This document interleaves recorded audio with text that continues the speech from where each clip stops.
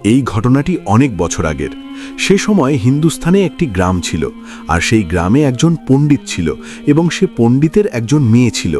আর সেই মেয়েটি কালো জাদু করত। মেয়েটি ছিল অত্যন্ত খারাপ এবং রাগী স্বভাবের। মেয়েটি মানুষদেরকে ধরে ধরে তার কালো জাদুর মাধ্যমে বিভিন্ন প্রাণীর রূপ দিত। এই মেয়েটি মুসলমানের ওপরে অত্যাচার করত। তখন মুসলমানদের মধ্যে একজন বৃদ্ধ ব্যক্তি আল্লাহ রাব্বুল আলামিনের দরবারে কেঁদে কেঁদে 2 হাত তুলি দোয়া করলেন, হে আল্লাহ, আমাদের কয়েকটি পরিবার যারা এখানে টিকে আছে সেই বংশগুলোকে তো বাঁচিয়ে নিন। এই পণ্ডিতের মেয়ে আমাদের জীবন দুর্বিষহ করে তুলেছে। আমাদের কোনো সাহায্যকারী নেই, না আছে ধন সম্পদ, না আছে শারীরিক শক্তি। হে দয়াময় প্রভু, আমাদের জন্য এমন একজন রক্ষাকর্তা পাঠান যিনি কেবল শক্তিশালী নন, এই জাদুকারিণীকেও পরাজিত করতে পারেন। আল্লাহ সুবহানা তাআলা সেই বৃদ্ধের দোয়া কবুল করলেন এবং সেভাবেই সেই জায়গায় একজন আল্লাহওয়ালাকে পাঠিয়ে দিলেন। হঠাৎ একদিন সেই আল্লাহওয়ালা ব্যক্তি আল্লাহর আদেশেই সেই বস্তিতে প্রবেশ করলেন। একদিন এক আশ্চর্যজনক ঘটনা ঘটল। সেই পণ্ডিত শিকার করার জন্য জঙ্গলের দিকে বের হলো। খুব শান শৌকতের সাথে সে এগিয়ে যাচ্ছিল। হঠাৎ একটি বিষাক্ত সাপ তার পথ আটকে দাঁড়ালো। যদি পণ্ডিত চাইতো তবে সেটার মন্ত্র দিয়ে সাপটিকে শেষ করে দিতে পারত, কিন্তু সেই সাপটি ছিল অত্যন্ত শক্তিশালী। সেই বিষধর নাগ তার কাছে এসে তাকে দংশন করল। সে সেখানেই অজ্ঞান হয়ে পড়ে গেল। তার সেবকরা যখন তাদের সর্দারের অবস্থা দেখল তখন দ্রুত তাকে বাড়িতে পৌঁছে দিল। মেয়েটি তার বাবার অবস্থা দেখে হিন্দুস্থানের বড় বড় কবিরাজ ও হাকিমদের ডেকে পাঠালো। খুব দ্রুতই তারা পণ্ডিতের চিকিৎসা করার জন্য ছুটে আসলো, যারা নিজ নিজ বিদ্যায় অত্যন্ত পারদর্শী ছিল। এটা খুবই অদ্ভুত ব্যাপার ছিল যে অনেক চেষ্টা সত্ত্বেও তারা বিষ নামাতে ব্যর্থ হচ্ছিল। বিষ দ্রুত পণ্ডিতের শরীরে ছড়িয়ে পড়ছিল। কোনো কবিরাজ বা হাকিমই সেই বিষ বের করতে পারছিল না। সে এত বড় ধনী হওয়া সত্ত্বেও নিজের চিকিৎসা করতে পারছিল না। তার তো কোনো জ্ঞানই ছিল না। এত বড় শক্তি, এত টাকা পয়সা, হিন্দুস্থানের সেরা হাকিম থাকা সত্ত্বেও তারা তার শরীর থেকে বিষ বের করতে পারছিল না। সেই সময় শহরে এক দরবেশের আগমন ঘটে। আল্লাহ তাআলা সেই দরবেশকে এই উদ্দেশ্যেই পাঠিয়েছিলেন। দরবেশ পণ্ডিতের বাড়িতে পৌঁছে দরজায় কড়া নাড়লেন। দরজায় দরবারীরা দাঁড়িয়েছিল। তারা বলল, কি ব্যাপার, কার সাথে দেখা করতে চাও? ফকির বললেন, এখানকার সর্দারকে সাপে কেটেছে। তারা বলল, তুমি কিভাবে জানলে? তোমাকে তো অচেনা মুসাফির মনে হচ্ছে এবং আমরা তোমাকে আগে কখনো দেখিনি। দরবেশ বললেন, আমি একজন মুসাফির এবং খবর পেয়েছি এখানকার সর্দারকে একটি সাপে কেটেছে এবং কেউই তার চিকিৎসা করতে পারছে না। দরবারীরা বলল, আরে ভাই, কিন্তু তুমি কে? ফকির বললেন, আমি একজন হাকিম এবং আমি তার চিকিৎসা করতে এসেছি। দরবারীরা যখন ফকিরের অবস্থা দেখল তখন তারা জোরে সোরে হাসতে লাগল, কারণ তিনি ছেঁড়া পড়া কাপড় পরেছিলেন এবং চেহারায় গরিব মনে হচ্ছিল। দরবারীরা বলল, আরে ভাই, তুমি এত বড় সর্দারের চিকিৎসা করবে? সারা হিন্দুস্থান থেকে নামকরা কবিরাজ হাকিমদের ডাকা হয়েছে। আমাদের সর্দারের কাছে ধনসম্পদের কোনো অভাব নেই। দরবেশ বললেন, যদি তোমরা চাও তোমাদের সর্দার প্রাণে বেঁচে যাক তাহলে আমাকে ভেতরে আসতে দাও। গোলাম বলল, ঠিক আছে, আমরা ভেতর থেকে অনুমতি নিয়ে আসি। তারা ভেতরে এসে পণ্ডিতের মেয়েকে বলল, মালকিন, বাহিরে একজন গরিব লোক এসেছে। চেহারা দেখে ফকির মনে হয়, কিন্তু সে বলছে যে সে পণ্ডিতের চিকিৎসা করে দেবে। যে বিষ দ্রুত ছড়িয়ে পড়ছে তা সে বের করে ফেলবে। পণ্ডিতের মেয়ে বলল, ঠিক আছে, তাকে ভেতরে ডাকো। যখন ফকির সেই ঘরে এলেন তিনি দেখলেন পণ্ডিত বিষের প্রভাবে ছটফট করছে এবং নিজের পা বারবার বিছানায় আছড়াচ্ছে। সেই দরবেশ পণ্ডিতের পায়ের কাছে গেলেন যেখানে সাপ কামড়েছিল। সেই জায়গায় আল্লাহওয়ালা ব্যক্তি থুতু দিয়ে সঙ্গে সঙ্গে সেখান থেকে চলে গেলেন। পণ্ডিতের সমস্ত সঙ্গী এবং তার মেয়ে অবাক হয়ে গেল যে এই পাগলটা কে ছিল যে ঘরে এসে সেই জায়গায় থুতু দিয়ে পালিয়ে গেল যেখানে সাপ কামড়েছিল, আর তাকে কেউ ধরতে পারল না। তার মেয়ে রেগে গিয়ে বলল, এটা তো বেয়াদবি, সে এখানকার সর্দারের সাথে গোস্তাখি করেছে। ঠিক আছে, থুতুটা পরিষ্কার করো, আমি এখনই তাকে জাদু দিয়ে জানোয়ার বানিয়ে দিচ্ছি। কিন্তু যখনই তার থুতু পরিষ্কার করার জন্য রুমাল ধরা হলো এবং পণ্ডিতের বিষে নীল হয়ে যাওয়া পায়ে থুতু হোঁচা শুরু হলো, তখন সে অবাক হয়ে থেমে গেল।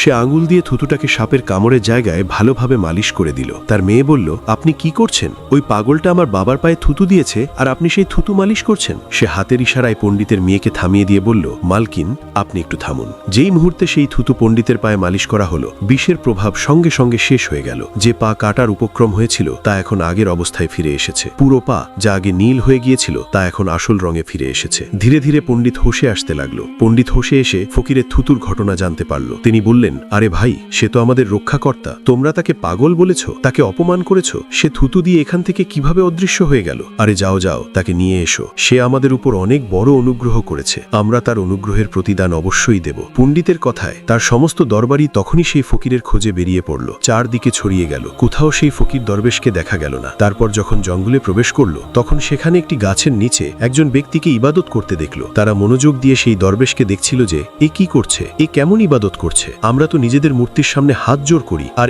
এ না জানি কাকে সিজদা করছে। পণ্ডিতের হুকুমে দ্রুত দরবেশকে ধরা হলো এবং পণ্ডিতের সামনে পেশ করা হলো। পণ্ডিত বললেন, আপনি কে এবং কোথা থেকে এসেছেন? প্রথমে আমার লোকেদের গুস্তাখির জন্য ক্ষমা চাইছি যে তারা আপনার সাথে খুব খারাপ ব্যবহার করেছে, কিন্তু আপনার কারণে আমি আজ বেঁচে আছি। আমাদের মতো গুনাহগারদের চোখ আপনাকে চিনতে পারেনি। আমি আপনার কাছে ক্ষমা চাইছি। আমি আপনাকে অনুরোধ করছি আমার পক্ষ থেকে এই রাজকীয় পোশাক এবং এই আরবীয় ঘোড়াটি গ্রহণ করুন। ফকির হেসে পণ্ডিতের দিকে তাকিয়ে বললেন, এই ঘোড়া এবং পোশাক খুব দামি।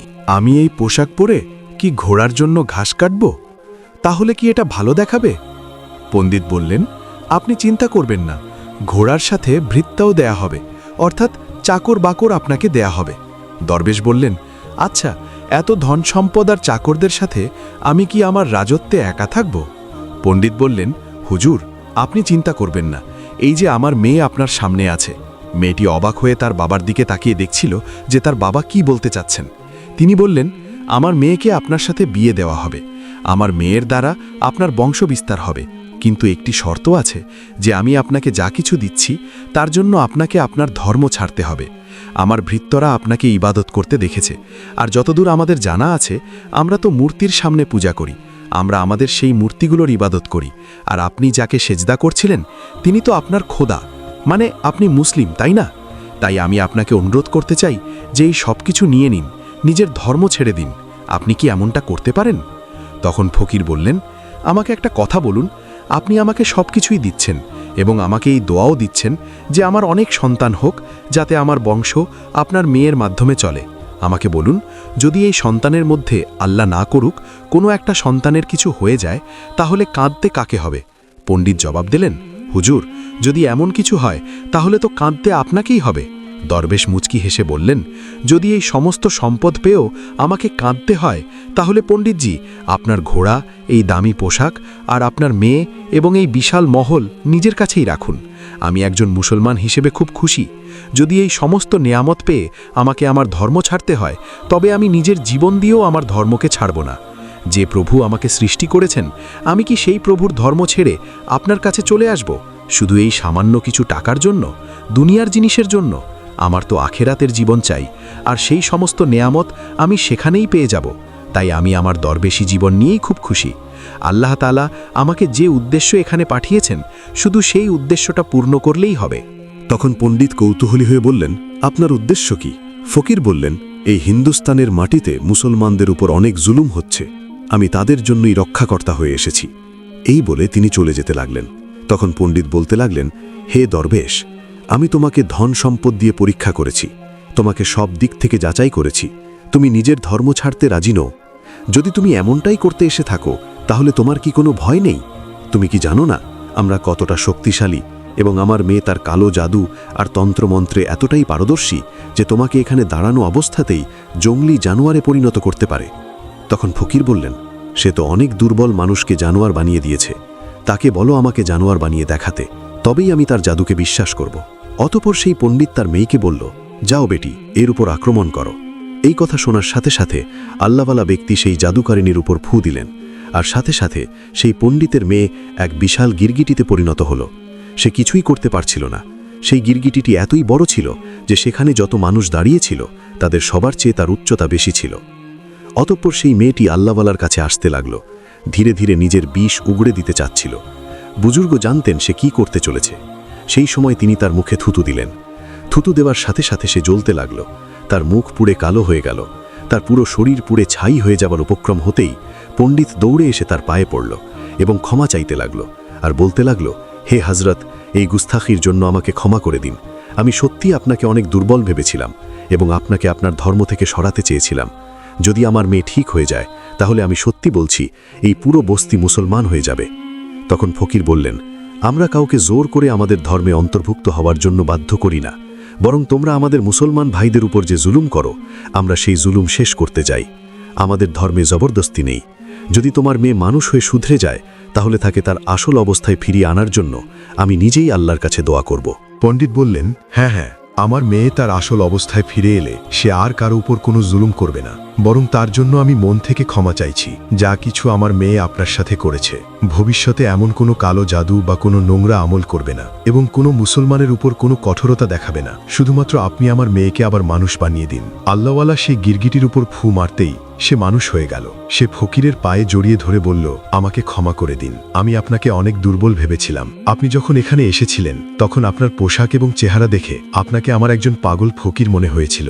আপনি আমার পিতার পায়ের বিষ দূর করার পরেও আমি আপনার শত্রু হয়ে গিয়েছিলাম এবং আমি চেয়েছিলাম আপনার থেকে প্রতিশোধ নিতে, কিন্তু আমি নিজেই শাস্তি পেয়েছি। মেয়েটি আরও বলল, আজ আমি আমার বাবার সাথে আপনার পবিত্র হাতে মুসলমান হতে চাই এবং এই প্রতিজ্ঞা করছি যে ভবিষ্যতে এই বস্তিতে কোনো ফকির বা কোনো মুসলমানকে জ্বালাতন করা হবে না, বরং সবাই মিলেমিশে ভাই ভাই হয়ে থাকবে এবং সবাই মুসলমান হয়ে যাবে। প্রিয় দর্শক, এভাবেই একজন আল্লাহওয়ালার হাতে এক পণ্ডিত এবং তার মেয়ে ইসলাম কবুল করলেন।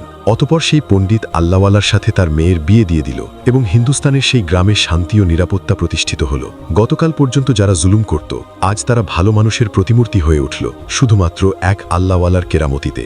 সুবহানাল্লাহ। হযরত বাবা শেখ ফরিদুদ্দিন রহমতুল্লাহ আলাইহির সময়কালে যখন কোনো মানুষ বিপদে পড়ে তার কাছে যেতেন তিনি তাদের সবর করার পরামর্শ দিতেন এবং নামাজ পড়তে বলতেন। তিনি প্রায় সময়ই মানুষদেরকে ইসলামের দাওয়াত দিতেন, ইসলামের নানান বিষয় নিয়ে আলাপ আলোচনা করতেন। একদিন তিনি একটি গাছের ছায়ায় বসে তার ভক্তদের সাথে গুরুত্বপূর্ণ কথায় ব্যস্ত ছিলেন। এমন সময় সেখান দিয়ে এক অমুসলিম দুধওয়ালি নারী মাথায় কলসি নিয়ে চিন্তিত অবস্থায় যাচ্ছিলেন।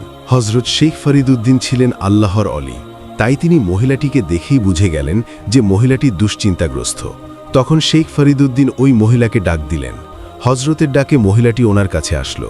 তখন শেখ ফরিদুদ্দিন মহিলাটিকে জিজ্ঞেস করলেন, মা, তোমাকে এত চিন্তিত লাগছে কেন? কি হয়েছে তোমার? তখন মহিলাটি তার বিষয়ে আল্লাহর অলিকে সবকিছু খুলে বললেন। মহিলাটি বললেন, হুজুর, আগে আমরা অনেক ধনী ছিলাম, আমাদের অনেক গৃহপালিত পশু ছিল, কিন্তু আমার স্বামীর মৃত্যুর পর একের পর এক সবগুলো পশু মারা যায়। এখন আমার কাছে একটিমাত্র জন্তুই অবশিষ্ট রয়েছে। এর দুধ বিক্রি করে আমি আমার বাচ্চাদের খাবার জোগাড় করি। এছাড়াও একটি কথা তিনি আল্লাহর অলিকে বলতে চাইলেন, কিন্তু বলার আগে তিনি এদিক সেদিক তাকিয়ে দেখছিলেন। তখন হযরত সেই মহিলার সমস্যাগুলো বুঝতে পারছিলেন, কারণ আল্লাহর অলিরা মানুষের মনের খবর জানতে পারেন। এগুলো বুঝতে পেরে হযরত সেই মহিলাকে বললেন, হে মা, তুমি কি ভাবছ নির্দ্বিধায় বলে ফেলো, কোনো ভয় করো না। আমরা মুসলমানরা তোমার কষ্ট বুঝব, আমরা সবাইকে সাহায্য করে থাকি, সে যে ধর্মেরই হোক না কেন। তোমার কষ্ট আমি দূর করার চেষ্টা করব যদি তা আমার সামর্থ্যের মধ্যে থাকে। তারপর ওই মহিলা বাবাকে এমন সব রহস্যময়ী কথা বলতে শুরু করল, আর সেই কথাগুলো বলার সময় তার ঠোঁট কাঁপছিল। সে বলল, হে হযরত, কিছুদিন ধরে এখানকার এক জাদুকর আমাকে খুব বিরক্ত করছে। তারা আমাকে বলে আমার ছাগলের যত দুধ আছে সমস্ত দুধটা তাদেরকে দিয়ে দেওয়ার জন্যে। আমি প্রথমে তাদের কথার কোনো গুরুত্ব দেইনি, কিন্তু পরদিন যখন আমি আমার গ্রামে দুধ বিক্রি করতে যাই তখন আবার তারা আমার কাছে আসে এবং বলতে শুরু করে, আমাদের জাদুকর গুরু তোমার ছাগলের সমস্ত দুধটুকু চাচ্ছেন, তুমি তাকে ফিরিয়ে দিতে পারো না, তোমাকে দুধ দিতেই হবে, তার কথা কেউ ফেলতে পারেন না। হযরত, তার কথা শুনে আমি ভেবেছিলাম, আচ্ছা ঠিক আছে, দুধ দিয়েই দেই, তারা তো আমাকে দাম দিয়েই দেবে। অতপর তাদেরকে দুধ দেওয়ার পর যখন দুধের দাম চাইলাম তখন তারা আমাকে বলতে লাগলো, আমরা যে জিনিস একবার নেই তার কোনো দাম দিতে হয় না, তুমি এখান থেকে 1 টাকাও পাবে না। অতপর আমি যখন টাকা ছাড়া দুধ দিতে বারণ করলাম তখন তারা আমাকে অভিশাপ দিল। হুজুর, এই জাদুকরের মুখ এতই অভিশপ্ত ছিল যে তারা অভিশাপ দেওয়ার সাথে সাথে ওই বাটি ভরা দুধগুলো পোকায় ও কীটপতঙ্গে পরিণত হয়ে গেল। আমি প্রথম দিন এটাকে দুর্ঘটনা ভেবেছিলাম, কিন্তু পরের দিনও ঠিক এরকমই হয়েছিল। আমি যেই পাত্রে ছাগলের দুধ ভরে নিতাম সেই পাত্রটি পোকামাকড়ে ভরে যেত। অতঃপর বাধ্য হয়ে আমি পরের দিন ওই 6 জন জাদুকরের সঙ্গীর কাছে গেলাম আর কান্না করতে করতে তাদেরকে বলতে লাগলাম, অর্ধেক দুধ আপনারা নিয়ে নেন আর অর্ধেক দুধ আমার বাচ্চাদেরকে দিয়ে দিন। কিন্তু ওই শয়তানদের ওপর এসব কথার কোনো গুরুত্ব ছিল না। অতঃপর কাঁদতে কাঁদতে মহিলাটি তার বাড়িতে চলে গেলেন। তারপর একদিন ওই জাদুকর মহিলার বাড়িতে এলো। তারা এসে খুব খারাপভাবে তাকে বলতে লাগলো, হে নারী, আমাদের জাদুকরের হুকুম, তুই তোর ছাগলের দুধ আমাদের দিবি, আর যদি আমাদের দুধ না দিস তবে প্রথমে তোর জীবজন্তুগুলো মারা যাবে, তারপর তোর বাচ্চাদেরকে আমরা আমাদের আজাবের কাজে লাগাবো। তুই যে বাচ্চাদের জন্য মানুষের দুয়ারে দুয়ারে যাস, যে বাচ্চাদের জন্য এত কষ্ট করিস, সেই বাচ্চারাই যদি না থাকে তাহলে তুই কি করবি? মহিলাটির এই দুঃখের কথা শুনে হজরত বললেন, থামো মা, থামো, আর কান্না করো না। তোমার এই দুঃখের দিন খুব তাড়াতাড়ি ঠিক হতে চলেছে। এটা শুনে মহিলাটি বলতে লাগল, হজরত, আমার দুঃখের কথা বাদ দেন, আমার তো কোনোভাবে চলে যাবে, কিন্তু আপনারা খুব সহজ সরল মানুষ মনে হচ্ছে, তাই আপনাদের দেখে আমি এদিকে আসলাম আপনাদের সাবধান করতে। ওই শয়তানদের নজর না জানি আবার কখন আপনাদের উপর পড়ে দেয়, না জানি কখন আপনারা তাদের অত্যাচারের শিকার হন। মহিলাটির সাদা মনের এই কথা শুনে হজরত খুশি হলেন। সেই মহিলার মন ছিল পরিষ্কার, সে তাদের সাহায্য করার জন্য সেই শয়তানদের কথা তাদেরকে আগে জানিয়ে সাবধান করে দিতে এসেছিল। হজরত তার এই আচরণে অনেক খুশি হয়েছিলেন। অতঃপর হজরত খুশি হয়ে তাকে বললেন, মা, তুমি খুব পরিষ্কার মনের মানুষ, তোমার মন খুবই নরম। আমরা ফকির মানুষ, আমাদের এই সাহায্যের কথা মনে থাকবে। তুমি এখন চলে যাও। আমরা মুসলমানরা বিশ্বাস করি আল্লাহ তাআলা যতক্ষণ পর্যন্ত না কাউকে কোনো বিপদগ্রস্ত করছেন, ততক্ষণ পর্যন্ত এই পৃথিবীর কেউ তাদেরকে কোনো বিপদে ফেলতে পারবে না। যদি তুমি ওই জাদুকর লোকজনের ভয়কে বাদ দিয়ে আল্লাহর ভয়কে তোমার নিজের মনে গ্রহণ করে নাও, তাহলে তুমি নিজেও সহি সালামতে থাকবে। তুমি কখনো তাদেরকে ভয় পাবে না, তোমার প্রাণীগুলো আর তোমার বাচ্চাগুলো বেঁচে যাবে। তারপর মহিলাটি বলল, হুজুর, আপনি আমাদের খোদার কথা বলছেন তাই না? হুজুর, আমি তাকে প্রতিদিনই মনে করি, কিন্তু কোথায়? আমার দুঃখ তো কোনোভাবে কমছে না। তারপর বাবা ফরিদ বললেন, তুমি তো সেই খোদার কথা বলছো যে খোদাকে তোমরা পূজা করো। তোমাদের সেই খোদা তো শুধুমাত্র একটি পাথর, সে তো নিজের জায়গা থেকে নড়াচড়া করতে পারে না, সে তোমাকে কি করে সাহায্য করবে? আর আমি যে খোদার কথা বলছি সে এক ও অদ্বিতীয়, তার কোনো শরিক নেই, কেউ কখনো তার সিদ্ধান্ত বদলাতে পারে না। তুমি যদি সেই আল্লাহকে বিশ্বাস করতে শুরু করো তবে তুমি সহি সালামতে থাকবে। শয়তানের শক্তি কিছুদিনের জন্য, আর রহমানের শক্তি সব সময়ের জন্য। হজরত যখন এসব কথা বলছিলেন, এমন সময় মহিলাটি দেখল জাদুকরের ওই 6 জন শিষ্য তাদের দিকে আসছে। এটা দেখে মহিলাটি হজরত বাবা ফরিদকে বলল, দেখুন বাবা, দেখুন, ওরা এদিকেই আসছে, তারা হয়তো আমাকে খুঁজছে। ওই মহিলাটিকে ভয় পেতে দেখে বাবা ফরিদ বললেন, তুমি আমার মেহমান, তোমার ভয় পাওয়ার কোনো কারণ নেই, আমি ওদেরকে সঠিক জবাব দিয়ে দেব। এমন সময় জাদুকরের 6 জন শিষ্য এসে আজব আজব কথা বলতে শুরু করলো, আর ওই মহিলাটিকে বলল, তুই এখানে বসে বসে আছিস আর আমাদের গুরু ওইখানে দুধের জন্য অপেক্ষা করছে, আজকে তোর রক্ষা নেই। এই কথাগুলো শুনে হজরত বাবা ফরিদ বললেন, তোমরা থামো, এই মহিলাকে আমি আটকে রেখেছিলাম, এখানে যেহেতু তোমরাও আসছো তাহলে তোমরাও বসো। এই কথাগুলো শুনে ওই 6 জন শিষ্যের মনে হতে লাগলো যে তাদের পা যেন মাটিতে ঢুকে গিয়েছে, কেউ যেন তাদের পা শিকল দিয়ে বেঁধে রেখেছে। তারা বাবার চেহারার দিকে অবাক হয়ে তাকিয়ে থাকলো। তারা বাবা ফরিদের কাছে এমনভাবেই আটকে গিয়েছিল যে তাদের আর কোনো কিছুই মনে ছিল না। তাদের শুধু এতটুকু মনে হয়েছিল বাবা তাদের সামনে বসা, সেই হলো তাদের গুরু। এগুলো ভাবতে ভাবতে সবাই একদম চুপচাপ হয়ে গেল। অতঃপর তারা হজরতের সামনে আদবের সাথে মাথা নত করে বসে থাকলো। তাদের দুনিয়ায় পরিবর্তন এসে গেল। অন্যদিকে ওই শয়তান জাদুকর মনে মনে ভাবছিল, কোথায় গেল আমার শিষ্যরা? ওরা কখন গেল দুধ আনতে? এখনও কেন আসছে না? অতঃপর সে দূর থেকে ওই শিষ্যদের ওপর জাদু করার চেষ্টা করছিল, কিন্তু তার জাদু কোনো কাজই করছিল না। তারপর সে আরও একটি জাদুকরের দলকে পাঠালো। ওই দলটি যখন সেখানে পৌঁছালো তখন বাবা ফরিদ তাদেরকেও বসার অনুমতি দিয়ে দিলেন। হজরতের এই কথা শোনা মাত্র তারাও মাথা নিচু করে বসে পড়ল। ওই জাদুকরের দ্বিতীয় দলটি যখন চলে গেল এবং হারিয়ে গেল তখন সে অনেক চিন্তিত হয়ে পড়ল আর ভাবতে লাগল, দুইটা দলকে আমি দুধ আনতে পাঠালাম, কিন্তু কেউই এখনো ফিরে আসছে না। মনে হয় সেই সুন্দরী দুধ বিক্রেতা নারী তাদেরকে আটকে রেখে দিয়েছে, আমাকে সেখানে যেতে হবে। অতঃপর জাদুকর সেখানে গিয়ে রাগান্বিত হয়ে জোরে চিৎকার করে বলল, তোমরা এখানে কি করছো? আমি কি তোমাদেরকে এখানে বসে থাকার জন্য পাঠিয়েছিলাম? তারপর বাবা ফরিদ বললেন, আমি ওদেরকে এখানে আটকে দিয়েছি। জাদুকর বলল, তোমার এত বড় স্পর্ধা যে তুমি আমার শিষ্যদেরকে আটকে রাখো?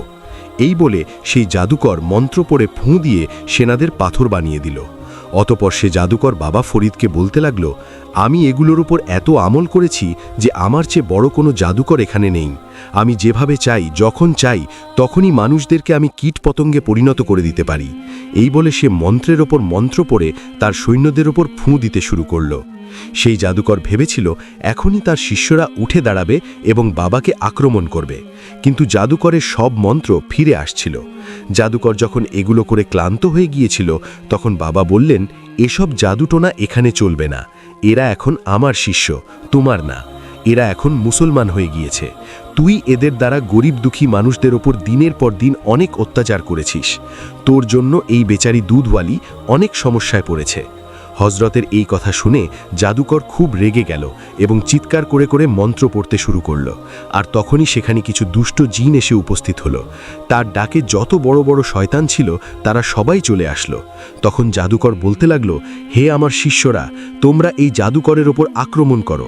সে আমার সৈন্যদের ওপর জাদু করেছে এবং আমার জায়গা জমি দখল করতে চাচ্ছে।